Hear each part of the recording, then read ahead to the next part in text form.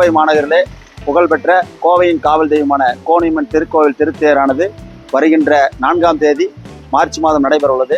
அது சமயம் அதற்குண்டான வேலைகள் ஆரம்பமாகி நடைபெற்றுக் கொண்டிருக்கிறது.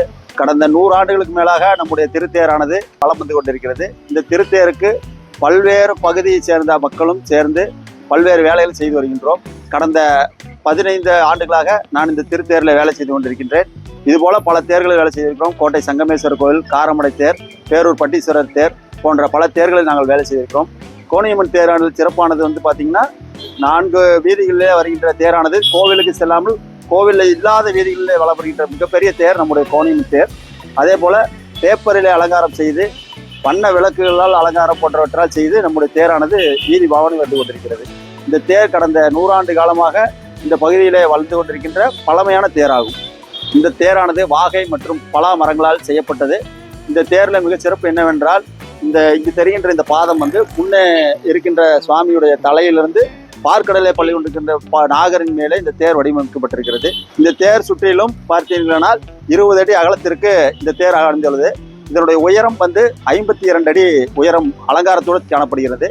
15 அடி தேரினுடைய அளவு, அதற்கு மேலே அலங்காரம் 15 அடி, மொத்தம் 51 அடி நடைபெறுகிறது தேரில் அலங்காரம். 4 சக்கரங்களும் கடந்த 10 ஆண்டுகளுக்கு முன்பு பெல் நிறுவனத்தால் மாற்றி செய்யப்பட்டது. நவீன தொழில்நுட்பத்துடன் செய்யப்பட்டிருக்குது. ஆட்டோமேட்டிக் பேரிங் எல்லாமே செய்திருக்கிறோம். பேரிங் வந்து ஆட்டோமேட்டிக்காக நம்ம தேர் வந்து ஈஸியாக போகிற மாதிரி வடிவமைச்சு கொடுத்துருக்காங்க. இந்த 4 சக்கரம் சேர்ந்து 1.5 டன் வெயிட் இருக்கிறது. இந்த தேர் வந்து கிட்டத்தட்ட ஒரு 5 டன் 6 டன் எடை கொண்டுள்ளதாக இருக்குது. இந்த தேர் திருவிழாவானது ஆரம்பிக்கும் முதல் நாள் அன்று தேரில் முகூர்த்த கால் நடும் நிகழ்வு நடைபெறும். அதனைத் தொடர்ந்து மேலே இருக்கின்ற இந்த மரங்களால் ஆன பொருட்களுக்கு பேர் சட்டம் என்று பெயர். இந்த சட்டம் மாட்டும் நிகழ்ச்சி நடைபெறும். அதனைத் தொடர்ந்து தேர் அலங்கார பணிகள் நடைபெறும். அதனைத் தொடர்ந்து வண்ணமடிக்கும் நிகழ்ச்சி நடைபெறும்.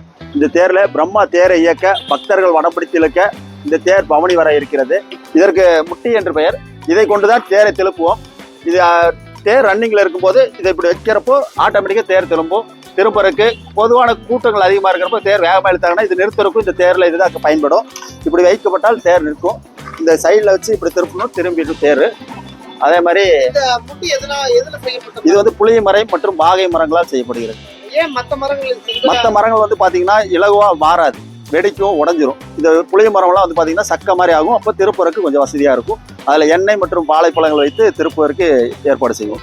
இதில் இருக்கின்ற சிற்பங்களானது மிகவும் பழமையான கோவில் சிற்பங்களை கொண்டு செய்யப்பட்டுள்ளது. இது யாழியிலே மயில், இது யாழியிலே யானை, இது யாழியிலே சிங்கம் போன்ற வித்தியாசமான முறைகளில் செய்யப்படுது. இது அனைத்தும் கைகளால் செதுக்கப்பட்ட சிற்பங்கள்.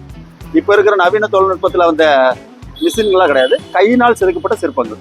இதில் பிள்ளையாரிலிருந்து குதிரை மேல் அமர்ந்திருக்கின்ற கோணியம்மன், தண்டுமாரியம்மன், சமயபுரம் மாரியம்மன் மற்றும் அனைத்து தெய்வங்களும் இதில் இருக்கிறது.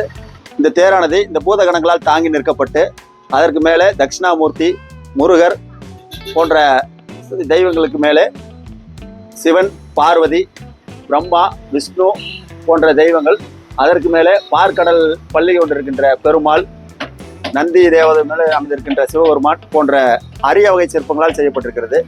கோணியம்மன் தேரில் காலை 6 மணி அளவில் அம்மன் தேரில் எழுந்தறிய பிறகு அனைத்து பக்தர்களும் தரிசனம் செய்ய ஏற்பாடு செய்யப்படும். அனைத்து பக்தர்களும் மதியம் 2 மணி வரை தரிசனம் செய்ய ஏற்பாடு செய்யப்பட்டிருக்கிறது. அந்த 2 மணிக்கு மேல் தேர் இழுக்கும் நிகழ்வு நடைபெறும். தேர்முட்டி மைதானத்திலிருந்து தேர் நிகழ்வு நடைபெறும். இதைத் தொடர்ந்து ராஜவீதி, பெரிய கடை வீதி, கருப்பொன்று வீதி, வைசால் வீதி போன்ற வழிகளில் வந்து தேர் மீண்டும் இதே நிலைக்கு வந்துவிடும். இந்த தேரானது நகருவதற்கு உறுதுணையாக இருப்பது வந்து இந்த சன்னை மரம் என்கின்ற இந்த மரம் தான். இதனால வந்து பல நூற்றுக்கணக்கான மக்கள் வந்து ஏறி மிதிப்பாங்க. அப்போதான் வந்து இந்த தேர் நகர ஆரம்பிக்கும். தேரில் முகூர்த்த கால் போடுறதுல இருந்துங்க, தேரில் வந்து இது கோவிலில் வசந்த விழா நடக்கிற வரைக்கும் நாங்கள் எல்லாருமே விரதத்தில் தான் இருப்போம். பார்த்தீங்கன்னா செருப்பு போடாமல் கங்கணம் கட்டி இந்த தேர் நிலைக்கு வந்து சேர்ந்து மறுபடியும் வசந்த விழா நடக்கிற வரைக்கும் நாங்கள் எல்லாருமே விரதத்தில் தான் இருப்போம். நாங்கள் தேரில் வந்து பார்த்தீங்கன்னா யார் எந்த பக்கம் நிற்கணும் எல்லாமே எங்களுக்கு ஆர்டர் கொடுத்துருப்பாங்க. அதுபடி அங்கங்கே எல்லாரும் நிற்போம். இதில் 4 டீம் இருக்கும். ஒரு டீம் வந்து முன்னாடி சக்கரத்தை ரன் பண்ணுறது, இன்னொரு டீம் இன்னொரு சக்கரத்தை ரன் பண்ணுறது. பின்னாடி இருக்கிற 2 டீம் வந்து இந்த தேரோட 2 பின் சக்கரத்தையும் முந்தி கொடுத்தாங்கன்னா முன்னாடி இருக்கிறவங்க அதை திருப்புறது, நிறுத்துற வேலையை நாங்கள் செய்வோம். எங்களுக்குள்ள கம்யூனிகேஷனுக்கு நாங்கள் மேலே 2 பேர் நிற்போம். நான் முன்னாடி நிற்பேன், பின்னாடி இன்னொருத்தர் நிற்பார்.